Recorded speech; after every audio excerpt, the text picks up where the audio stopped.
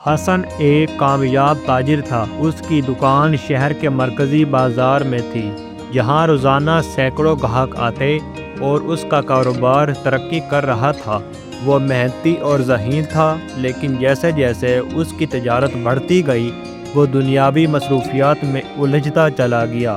ایک وقت تھا جب وہ 5 وقت کی نماز پڑھتا تھا، مگر اب اس کے پاس وقت نہیں تھا۔ نماز سے غفلت۔ ابتدا میں حسن نے صرف فجر چھوڑنی شروع کی۔ وہ رات دیر سے سوتا اور صبح اٹھنا مشکل لگتا۔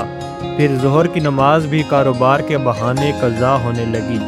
عصر کی نماز کے وقت گاہکوں کا ہجوم ہوتا اور مغرب کی نماز کبھی کبھار رہ جاتی۔ جلد ہی اس کی عادت بن گئی۔ وہ صرف جمعہ کی نماز پڑھتا یا کبھی کبھار عشاء کی نماز قضا کرتا۔ حسن کے والد ایک نیک شخص تھے۔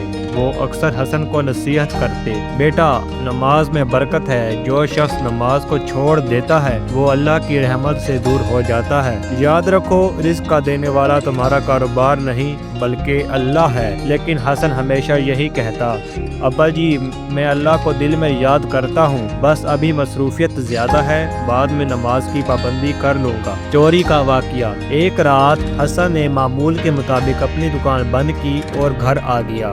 اگلی صبح جب وہ دکان پر پہنچا تو دروازہ ٹوٹا ہوا تھا۔ اندر کا منظر دیکھ کر اس کی آنکھیں پھٹی کی پھٹی رہ گئی۔ تجوری کا سامان، قیمتی کپڑے اور نقدی سب غائب تھے۔ حسن کے پیروں تلے زمین نکل گئی۔ وہ فوراً پولیس کے پاس گیا، مگر کوئی سراغ نہ ملا۔ یہ نقصان اس کے لیے بہت بڑا تھا۔ پریشانی اور بے سکونی۔ چوری کے بعد حسن بے سکون، بے چین رہنے لگا۔ راتوں کی نیندیں اڑ گئیں۔ ذہن میں ہر وقت کاروبار کے خسارے کا خوف رہتا۔ پہلے جو شخص خوشحال اور مطمئن تھا، وہ اب ہر وقت پریشان رہنے لگا۔ ایک دن حسن کے والد نے اس سے کہا، بیٹا، کیا تم نے غور کیا ہے کہ جب تم نماز پڑھتے تھے تو تمہارا دل کتنا مطمئن تھا؟ شاید اللہ تمہیں جگانا چاہتا ہے۔ نماز کی طرف لوٹ آؤ، اللہ تمہاری مشکل آسان کر دے گا۔ حسن کو یہ بات دل میں لگی، مگر وہ مکمل طور پر سنجیدہ نہ ہو سکا۔ ایک عجیب خواب۔ چند دن بعد حسن نے ایک حیران کن خواب دیکھا۔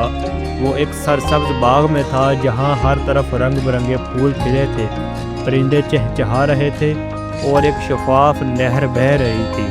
باغ میں چلتے چلتے اس نے ایک درخت کے نیچے بیٹھنے کا ارادہ کیا، لیکن اچانک آسمان پر کالے بادل چھا گئے۔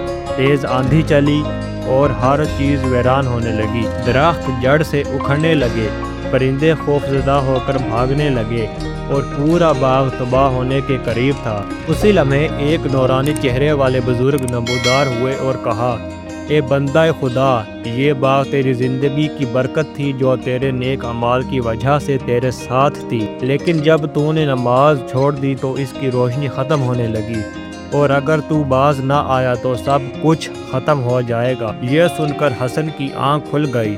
اس کا دل زور زور سے دھڑک رہا تھا، پسینے میں شرابور۔ وہ کچھ دیر سوچتا رہا۔ نماز کی واپسی۔ اگلی صبح حسن نے پہلی بار فجر کی نماز ادا کی۔ مسجد میں داخل ہوتے ہی عجیب سی طمانینت محسوس ہوئی، جیسے کھوئی ہوئی چیز اسے واپس مل گئی ہو۔ امام صاحب کی تلاوت سن کر آنکھوں میں آنسو آ گئے۔ اب حسن نے یہ ارادہ کر لیا کہ وہ نماز کی پابندی کرے گا۔ ابتدا میں اسے مشکل ہوئی، مگر جلد ہی اس کا معمول بن گیا۔ جب وہ نماز پڑھتا، اس کا دل ہلکا ہو جاتا، پریشانیاں کم محسوس ہوتی اور ذہن میں عجیب سا سکون آ جاتا۔ اللہ کی مدد۔ چند ہفتے گزرے۔ حسن کو کسی یا کسی طرح کاروبار سنبھالنا تھا۔ ایک دن اس کا ایک پرانا گاہک دکان پر آیا اور کہنے لگا، حسن بھائی، میں ایک بڑی ڈیل کر رہا ہوں، اگر آپ میرے ساتھ شامل ہو جائیں تو انشاءاللہ آپ کو دوبارہ استحکام مل جائے گا۔ حسن نے استخارہ کیا اور اللہ کا نام لے کر شراکت داری کر لی۔ چند مہینوں میں اللہ نے ایسا کرم کیا کہ حسن کی تجارت پہلے سے بھی زیادہ ترقی کر گئی۔ حقیقی کامیابی۔ اب حسن نے اپنی زندگی کو بدل لیا تھا۔ وہ وقت پر نماز پڑھتا تھا، زکوٰۃ دیتا اور دوسروں کی مدد کرتا۔ وہ سمجھ گیا تھا کہ اصل کامیابی دنیا کی دولت میں نہیں بلکہ اللہ کی رضا میں ہے۔ ایک دن وہ مسجد میں بیٹھا تھا کہ ایک شخص آیا اور کہنے لگا، حسن بھائی، آپ کے چہرے پر جو نور اور سکون ہے، اس کی کیا وجہ ہے؟ حسن مسکرایا اور کہا، یہ نماز کی برکت ہے۔